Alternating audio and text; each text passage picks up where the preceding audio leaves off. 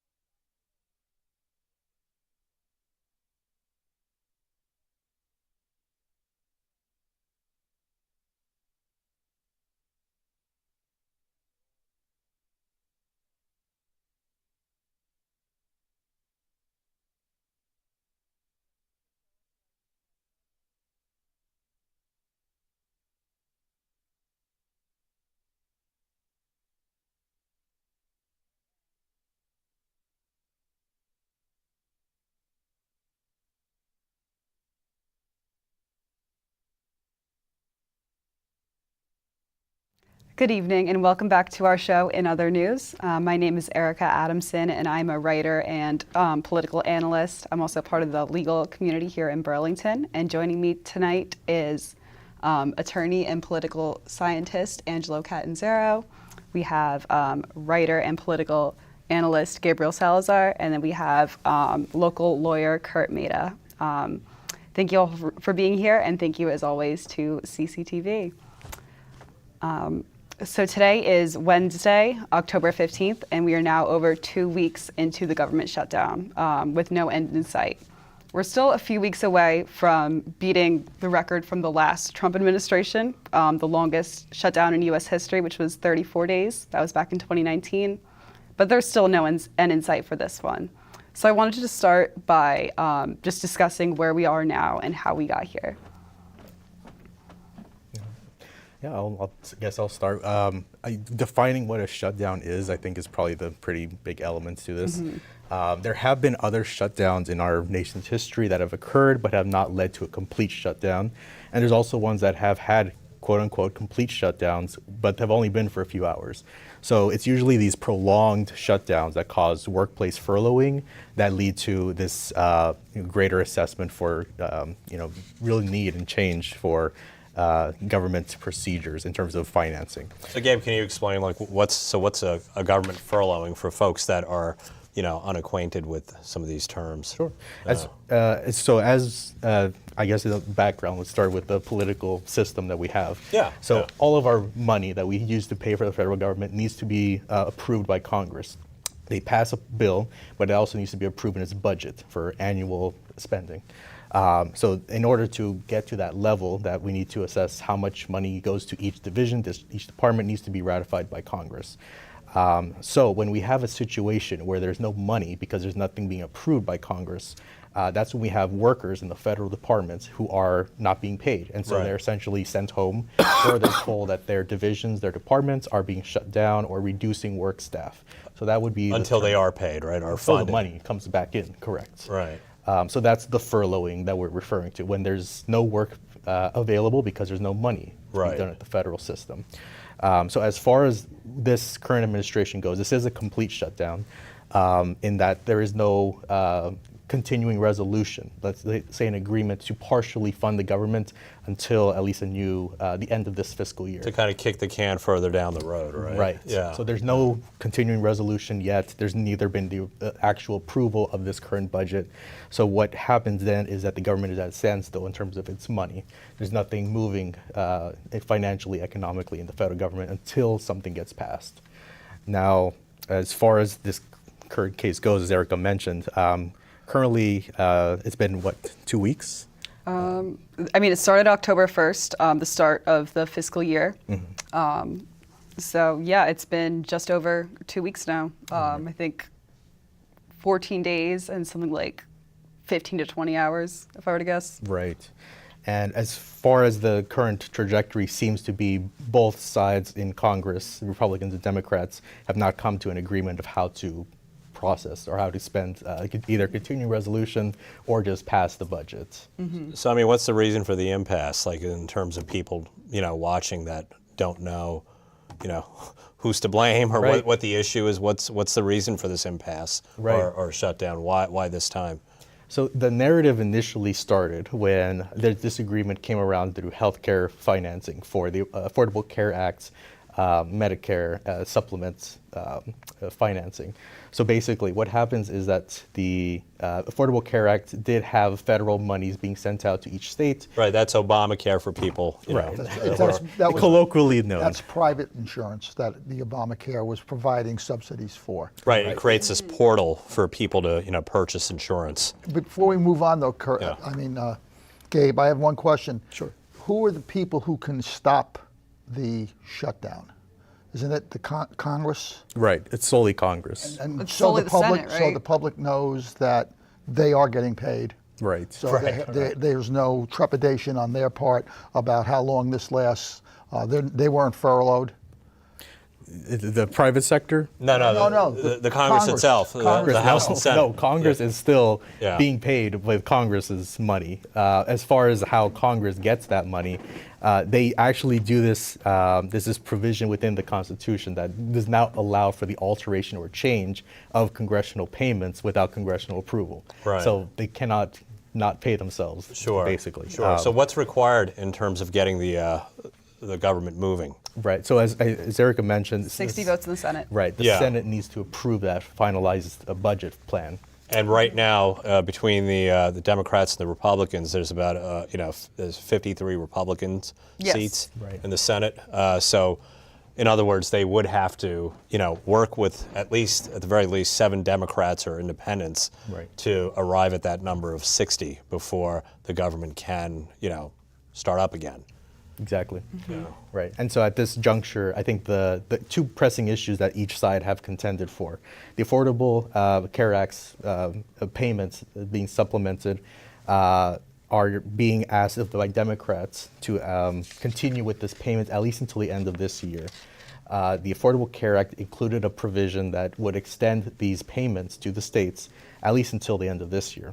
Yeah, so it's important to note that these subsidies are critical for a good percentage of Americans that have health care through the ACA, the Affordable Care Act. The government actually, through tax credits, essentially provides a certain percentage of money. Otherwise, what's going to happen in the event that the tax credits, the Affordable Care Act subsidies aren't extended, is several million people are going to lose their insurance right from the get-go, and over a period of time, it's going to be simply unaffordable too. Over 20 million people participate in the Affordable Care Act subsidy program. Yeah. And the Federal Office of Budget and Management has estimated that on January 1st, 4 million will be without insurance. Yeah. So I mean, that's absolutely devastating. Yeah. Catastrophic.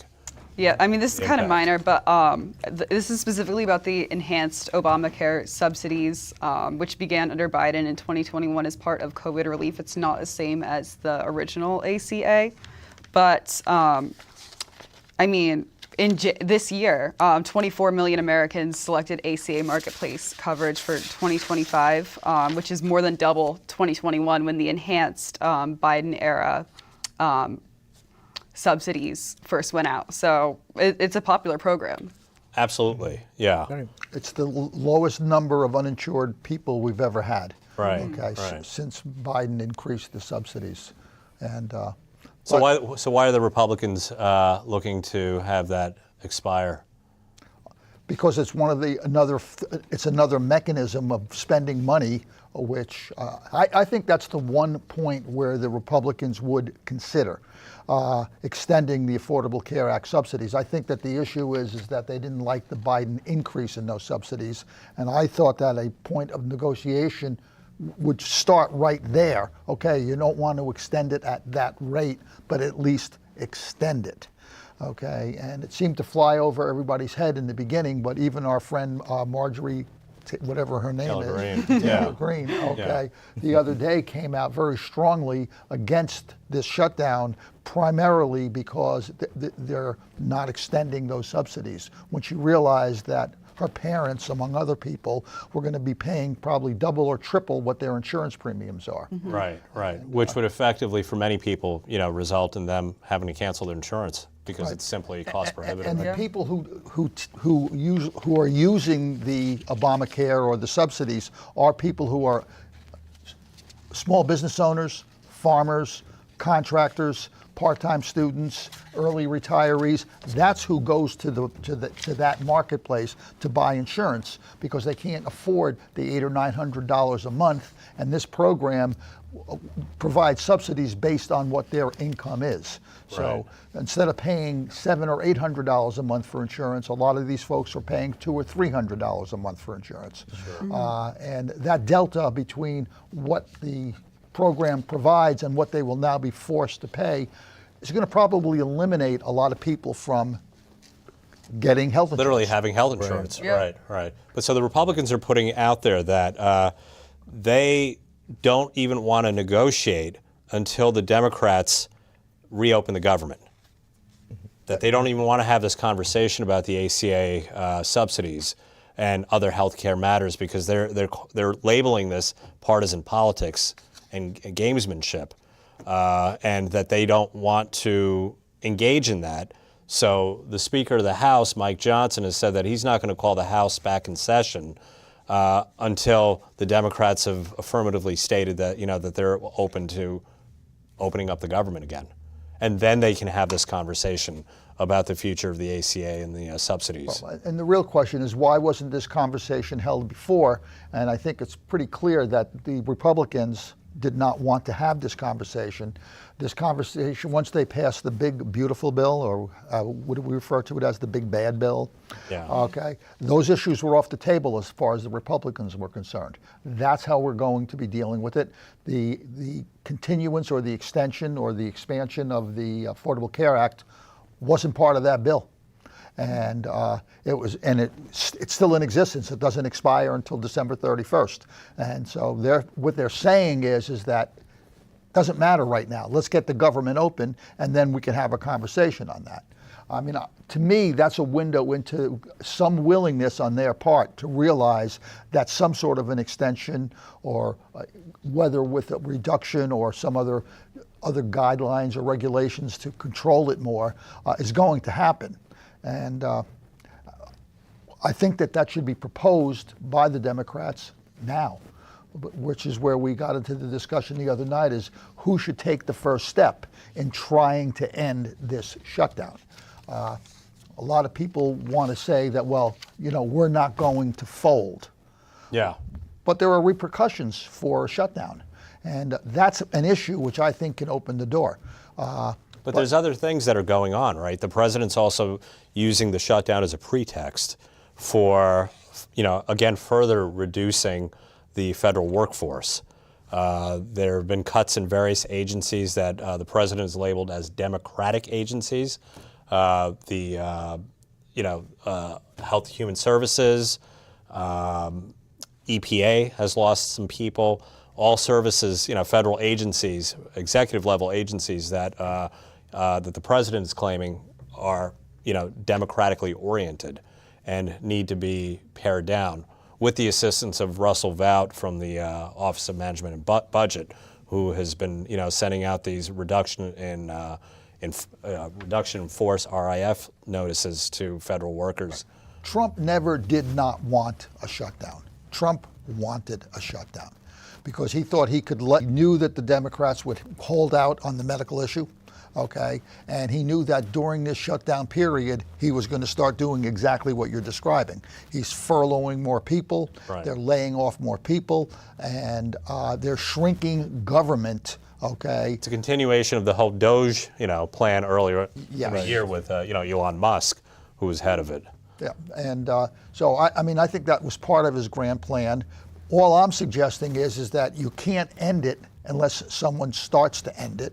And it's very clear the Republicans have no real need to end it now because they're doing what they want to do anyway.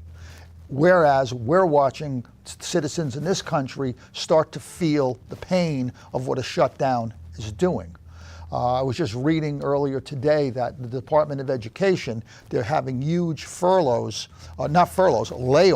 of critical people. Specifically in special ed, I saw. No, specifically in special ed, yeah, okay? Yeah. And even though special ed is funded through 2026, right. The staff that oversees it, the way the special ed works is there are subsidies that are given to the states to administer their special ed programs.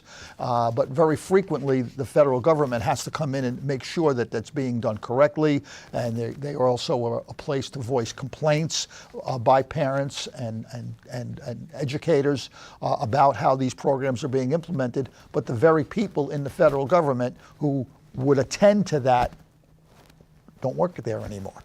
Okay, and so it's going to be a trickle down for a lot of different things. And once again, in my view, that's why someone has to take the first step to compromise. And it doesn't seem like anybody wants to at this moment. So with a show of hands, who's here in favor of the Democrats making that first step, and who's not in favor of taking the first step? Absolutely. Okay. Just one? Right. Well, what exactly are you asking? You're asking if the Democrats are willing to just fold. Fold or fold in part and taking the first step towards some should form the of Democrats be the conciliation. ones making concessions right now? Gabe, Today, I know that I used, Wednesday the 15th. I used the word fold, but that's not what I meant. No, I right. meant start the In terms of the process. political, the political game, if we want to call it that, does it make sense to prolong this and to keep demanding that the government stay shut down without a real path to any resolution, really? you're keeping just people out of jobs. You're making this government shut down, just prolong its suffering onto the regular citizens. And do Democrats really think that they're going to get away or get anything out of just continuing the government being shut down? I don't see it as a win for the Democrats on either side. And so I think in terms of the utilitarian cost, just reopen the government, get it reopened, get stuff go moving again, and then they can be able to address that in Congress. That's what their powers are. Yeah, I don't want to speak for Erica, but I think she and I are on the side of potentially not taking that first step and having the Republicans approach the Democrats. And what in your vision is going to make the Republicans approach the Democrats anytime soon?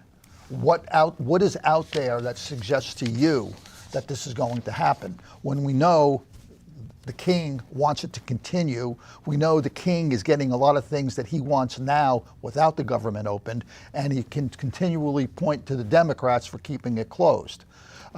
So I'd like to know, and I think maybe the audience would like to know, what is it that you think is going to motivate the Republicans to take the first step? Well, I mean, the fact that 77% of the ACA marketplace enrollees were in states that voted for Trump, for one.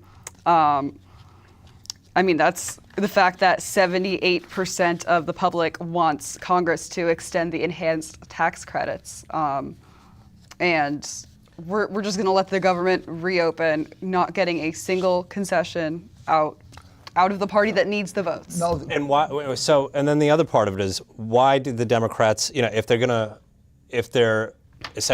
fold, or if they're gonna be the first to compromise or make concessions, why do they wait this long? Right. What did the 2 weeks get? Well, because you did want to see what was going to occur, but I think we know the king. We know that the president, during his peacemaking mission in the Middle East, we already knew his point of view on this. Well, then also, like, a federal judge today blocked all of his illegal firings, his layoffs. Like, I think there were 4,000 so far. He wants to do 10,000. Yeah, blocked, at least temporarily. Right, a district judge rescinded the layoffs, as has been the case in many of, even during the Doge firings or layoffs. You had so many situations where people were let go that made huge headlines, and a week later you find out people realized, oh, these agencies are critical. And the federal workers were brought back. What was the scope of that order? I'm not familiar with it. The scope of the order today was yes. It's a temporary restraining order that was issued against the government on the part of unions that are representing these federal workers to not allow them to be fired, because the thinking on the part of the judge, the reasoning on part of the judge, was that the firings were politically motivated. Now, is that global across the federal workforce? For the federal workforce that belong to these unions. Just to those unions? Correct. I don't know, and it's so far, I don't even think the it's decision's about out yet. 4,000. I don't even think the decision's out yet. Like, this is so recent. This was this afternoon in Cal. It's a Clinton appointee federal judge in California. So a smart one. Right. You said that. I didn't. Right. No. So, for example, does that affect the people that we were talking about from the Department of Education who were fired or laid off or whatever they were yesterday? Okay. If they belong to that union, So we have to, is it only one union, or is it just? There's actually a couple of 2 or 3 different unions. So we have to drill down and see exactly what. So I think it places the Democrats in a stronger position when you have decisions like that to basically hold out. And you also have the fact that, at least right now, the majority of Americans are blaming Republicans and Trump over Democrats for the shutdown existing, even though, I mean, it is the Democratic votes that are needed to get this spending bill passed. I mean, Angelo asked, an important question. He said, he asked, what's going to precipitate the Republicans making that initial approach? I think, in part, what Erica said, I think there's going to be outrage in districts because there's going to be sticker shock. I actually, get my health insurance through I believe the ACA. I do the online portal every year, and I've already received notices that, you know, basically say, well, you know, health insurance is, you know, premiums are fluctuating, and basically, you know, kind of giving me a soft landing and saying that, you know, Right, it's going up. You're paying more. it's going to go up. Yeah, it's going to go up, and Yeah. you know, but they won't, you know, they won't give me a number yet. Sure. But when people get, you know, notices like you were saying, Angelo, that state that insurance is going to go up, you know, by double or threefold. I think for a lot of working families, that's going to, you know, that's going to cause some, you know, outrage. And it's renewal period for like next year, isn't it? That's correct. Yeah, right. Open enrollment Yeah, is open enrollment. kicking in like next month for people, and I think that's going to be probably, you know, more so. Look, a pretty small percentage of people actually travel on planes, even though when you go to the airport, it seems like everyone's at the airport. But it's a very small percentage of people. So in terms of how this affects people, you know, before they see the military, you know, paring down, or the Coast Guard paring down, who are both, by the way, getting paid through different measures, I think it's going to be the health insurance. That sticker shock when they get that letter in the mail, you know, or email that states that, you know, guess what? You're not paying $300 anymore. You're a family of 4. You're paying $1,200 now. Now, is that going to motivate the president to do the thing? Because they're not going to do this. The Republicans are not going to take the first step unless Trump tells them to. I absolutely agree. Okay? And Absolutely Trump, agree. Trump, like always, is using this to stay in the news, and then he will get on his white horse at the right moment. And I think he's going to let it play out a little bit longer. Okay. The president right now is in the Middle East, you know, working on the negotiations between the, you know, the Israelis and Palestinians. Then supposedly next week, Volodymyr Zelensky is supposed to come to the White House on the 17th, or I guess that's this week. But I think next week, you know, he's coming in. So they're going to make a play for trying to work out some kind of plan for Ukraine. And that's when it's going to go into, you know, I think the focus is going to be solely on the shutdown. So when the if white shutdown horse comes continues. galloping in, Yeah. okay, the message is going to be, okay, we'll now talk to you. What are you saying? No, what I'm When saying Trump is comes back. what you're it- saying is that we need to hold out because they're going to blink first. So Yeah. what are they going to blink on? They're going to blink on outrage on the part of constituents indicating that their health care costs have gone up astronomically. And what are they going to be willing to do? They're going to be willing to have this, well, they're going to frame it in a way that makes them appear victorious in this. But what are they going to be willing to do? You said it yourself. Extend the ACA That's why subsidies. we should make that proposal tomorrow in a very public forum. But they have. The Democrats have been putting it out that this is That's the like- prime this is like the issue. issue. But they should put out suggestions on how to address the issue in a compromise manner, not just let's just keep it going. But the other side is saying that, you know, we're not going to have the conversation Fine. unless you reopen the government. Fine. All right. But my point is that so then he comes galloping in on his white horse and he turns around and he says, look, they never did anything. They never made any suggestions. All they said is they want. And I'm saying, let's tell them specifically where we will compromise. What concessions are we supposed to be making right now? You make stuff up just like they do. I mean, I have Concessions can be in other areas completely unrelated to health care. You know, talk about, you know. No, but it could be in healthcare as well. You could simply say, okay, on the extension, let's not extend it indefinitely. Or on the extension, okay, how about a 10% reduction in the amount of subsidies? Okay, there are numbers of ways of negotiating your way out of issues, okay, that then when he comes out and says, we're responsible, like, hey, we've made proposals. We have nobody to talk to. They don't even show up in Congress. Right now, nobody's doing anything. Well, right now, the Speaker of the House, you know, he hasn't called the House back in session. I mean, so how do you have this conversation? The Democrats have actually put out there, let's have the conversation, but you've got to bring the House back. I'm not saying to have the conversation. I'm saying to make a public proposal out to the public, in, you know, all over the news, that this is what we are exactly looking for. This is what we think a fair compromise would be. So, I mean, how like when you say public, like, how public are we talking about? Are we talking about behind closed doors or to the American public? To the American public. Oh, Well, aren't Bernie and AOC doing that tonight? Right. Good point, Well, Erica. we're going to hear what they have to say. There's a town hall on CNN at 9 p.m. Eastern. And I hope that they include some points of compromise. Yeah. Okay, because that's Shouldn't what the party that needs the vote need to make the compromise? Yeah, I mean, look. the American people need the compromise. Right. But it's typically the party that's in power, which the Republicans have the executive branch right now. They've got the legislature, and they have a majority on the court. And I think they have more to lose because they're going to be looked at as the party, regardless how the president frames this eventually, placing all the blame on the Democrats. I think they have more to lose as the party that's essentially has all three branches of government. And if things go wrong, if things go downhill, the American public just needs to point to them. How do you blame the people that are out of power? The only thing that I'm saying, Kurt, is that right now, the same people who are hearing that the Dems are responsible are not hearing, they're not hearing what compromise the Dems would be willing to make. And I think we need to make that public. And I will be interested in what Bernie and AOC is going to be discussing tonight, but I doubt very much we're going to hear compromise. We're going to hear this is what this is doing, this is the damage it's doing, this is that. But to end any conflict, there usually is mediation and compromise.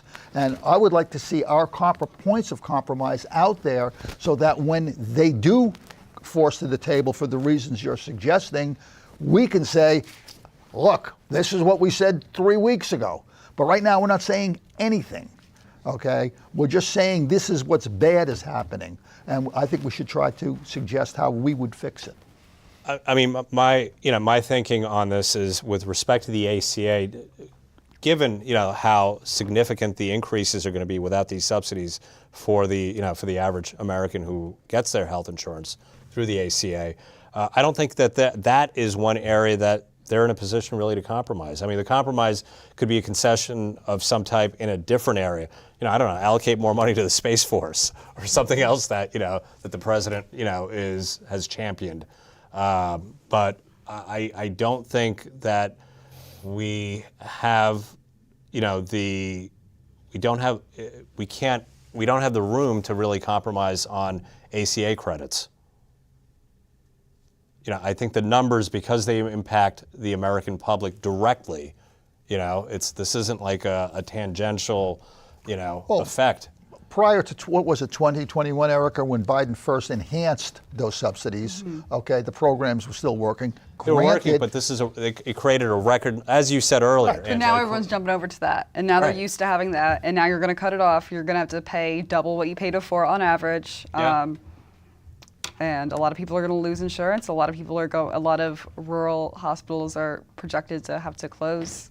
Well, right. So she brings up a great point. Yeah. So it's not only is it just impacting individual families and individual people in terms of their health insurance, but we're also talking about areas of the country that are really underserved with respect to medical care, having to shut down altogether. Well, that's more a result of the Medicaid funding that they're refusing to do, which is another part. The one big beautiful.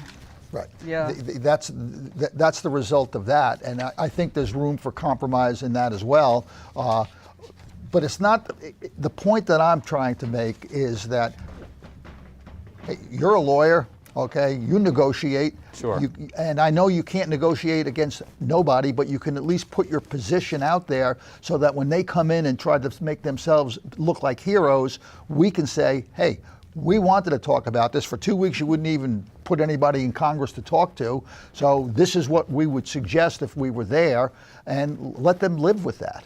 The Affordable Care Act is going to be extended, okay, one way or the other. Trump will not let that go. Some of the things in the Medicaid part of the bill,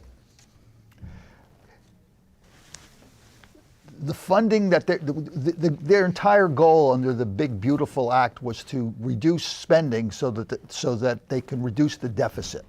And all of the statistics show that. And also, if I can jump in, to fund, significant tax cuts Well, for that's the why, wealthy. yes, right. So, Right. so they're spending less Yeah. and getting less revenues from billionaires, but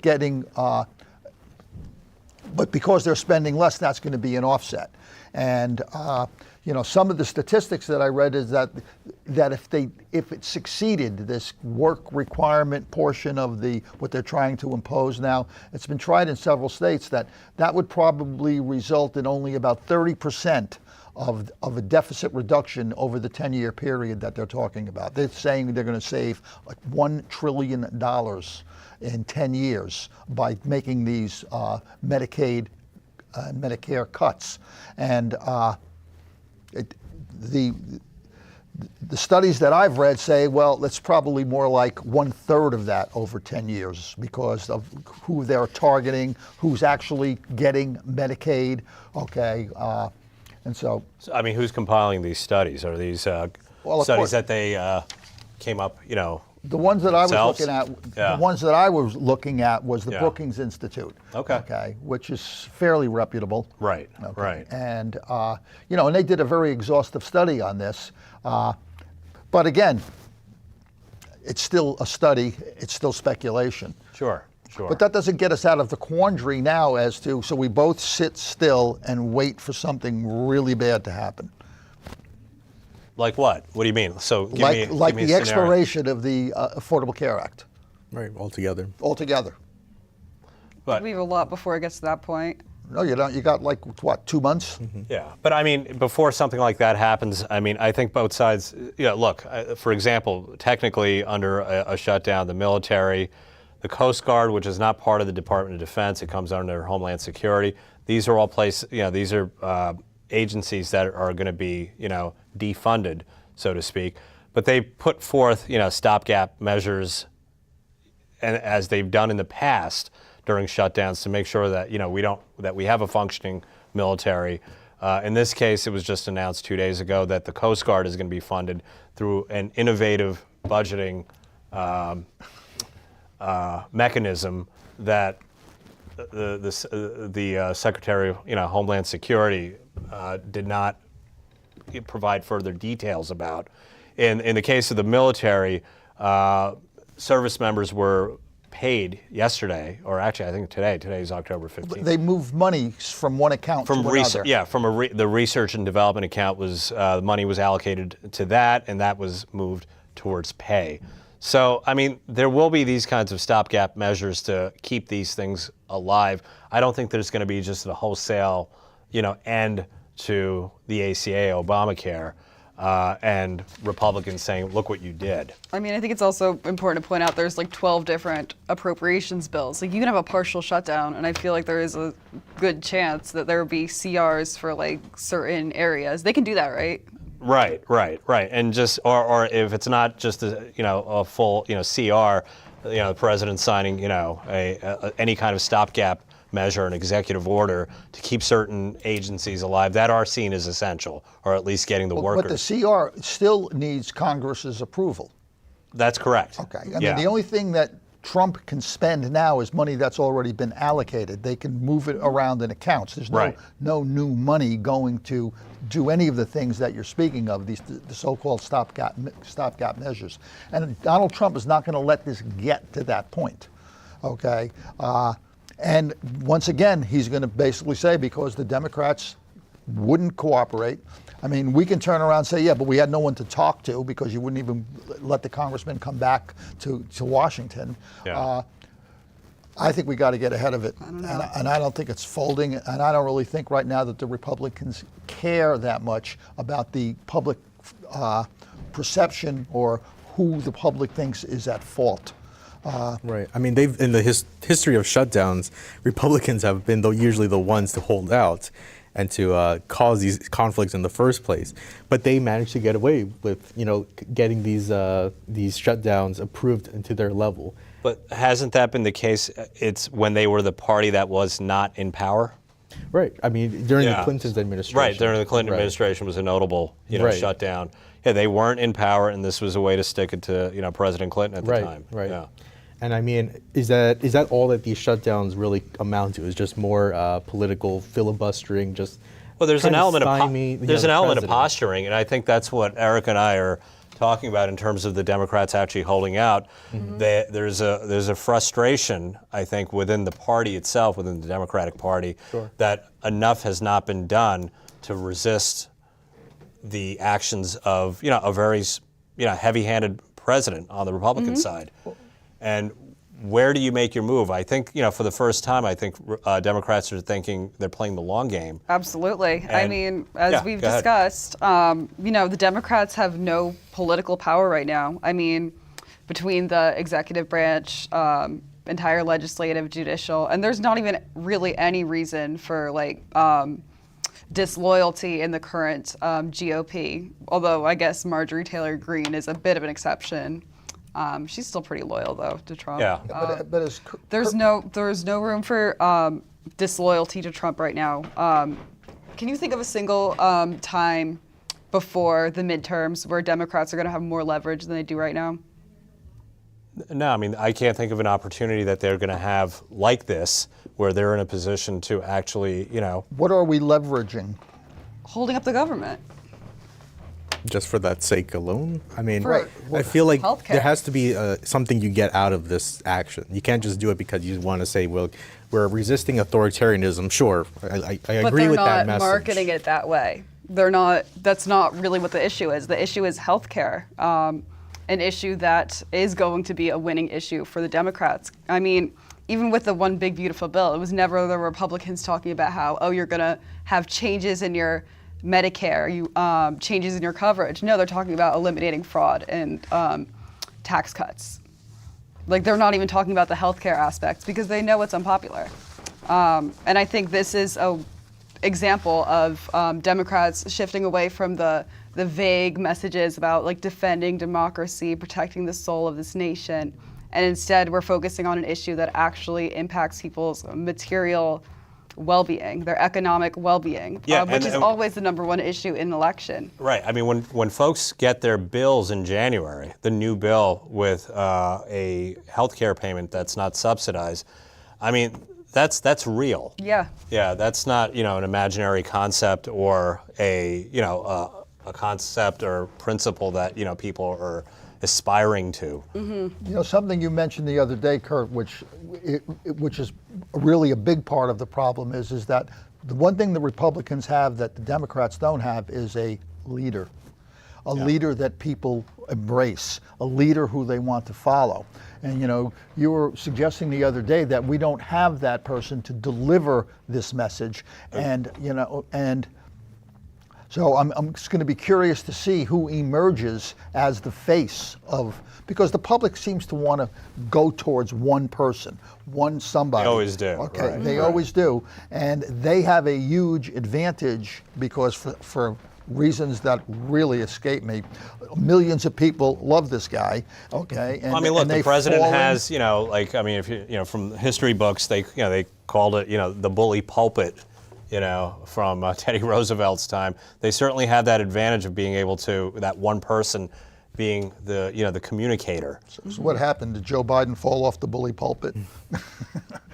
Yeah. No, and I loved Joe Biden, and I'm not saying that, and I thought he was a good leader, but he did not get a strong following as Trump has. No, not even Of close. course. I don't think the Democrats, honestly, on both sides, I can't think of a figure that in American politics that has attracted this kind of attention. Fervor. Well, Fervor. Obama did for a while. Right, more his first term. I think Obama energized the public pretty well, and but true. I mean, I lived through the Jimmy Carter era too, and Yeah. there was not a lot of rah-rah back then either. Sure. But Trump has done that, Yes. and he's going to continue to use that. So. The Democrats have, I agree with you on that point in terms of who's going to be able to deliver this message of resistance. The Democrats don't have an individual right now that I see. There are individuals, that are quite out there. Sure. Senator Sanders from this state. Okay. Is that not happening tonight? Right. Yeah. We'll see what he says. Yeah. Oh, he's been backing the whole the holdout strategy. He's like apparently going around the Senate caucus, like passing out little polls about how people are blaming the Republicans for the shutdown. And the Republicans, they've Just like the one Dave gave us the other Find day. this in my giant pile. right. But right now, even moderate party leaders on the Democratic side, Chuck Schumer, for example, he's still saying that they're not going to make the first approach. Republicans have turned it around on him and said, well, the reason he's standing back because this wasn't what he did in March when he did quote unquote fold with a group of other Democrats, and he got a lot of crap for that. Mm-hmm. But the assertion is that he's going to get primaried from the left by AOC for his Senate seat. I mean, one more, I guess, last issue to kind of bring up on this holdout strategy. Republicans only need 7. So unless Democrats are really a unified front, they're not going to be able to hold out consistently.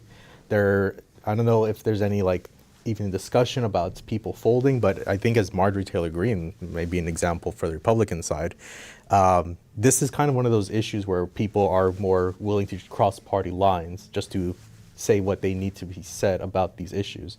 So for MTG's policy, it comes down to her own family's well-being for the medical premiums that will affect her. Right, but she's in the House, right? She's not. She's in the House. She's not a senator of Georgia, so she's not in that, 60 vote. Right. Nevertheless, as far as the criticism to the procedure, I think the whole point though is that I'm trying to make is, unless Democrats are really united as a blockade, and all it takes is those 7 Democrats to fold and say, yes, we'll go ahead and vote to proceed. Didn't the BBB, the big beautiful bill, pass in the Senate with 60 votes?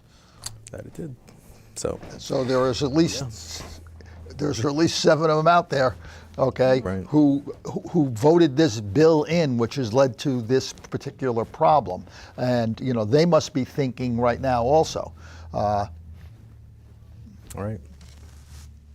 I don't disagree. I think there's got to be a significant amount of party discipline on the part of the Democrats. So hey, they haven't folded yet. Right. What's in it for them to fold now? Yeah, and maybe I think Mike Johnson and Thune are correct that Schumer is holding back this time because there has been a lot of discussion about him getting primaried.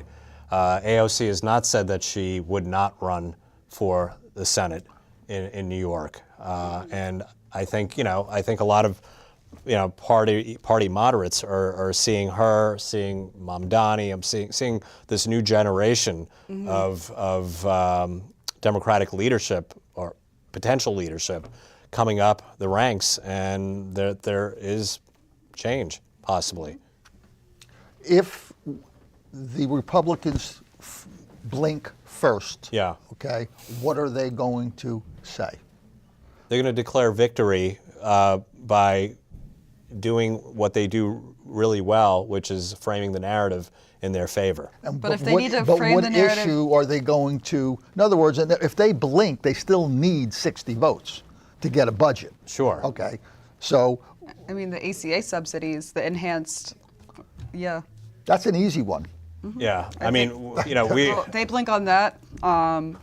They can say we won, and I won't really even care all that much because it means people have their health care. We were Only those people have their health care. It's the Medicaid. The Medicaid part is a lot bigger than that part in terms of how many millions of people it affects. Yeah. Okay. And so you think that the issue that they're going to blink on, he's going to come forward and you're going to say, okay, we will talk. That's blinking, isn't it? It is. It is. I'll call Congressman back to Washington. Okay. That's blinking. Yeah. But I think if it's done at the urging of the president, it's I think the president's been very successful in framing, things in his favor. Right. And I think that's the escape, the off-ramp. Right, and he's going to come back and he's going to say, okay, these Democrats are all blockheads, Yeah. okay? It's We're gonna pretty say that clear anyway. that they're blockheads. Yeah. Let's get open Congress, let's get back and let's hear what they have to say. Yeah, and let's save healthcare and let's save the military. save this, right. And stop, illegal aliens from, Getting the taking healthcare they advantage never of the could've healthcare that gotten. they never got in the first place. Right. I don't know. Well, I guess. So I mean, predictions on this issue, on the shutdown. It lasts another 2 weeks. Do we think it's gonna outlast the last one?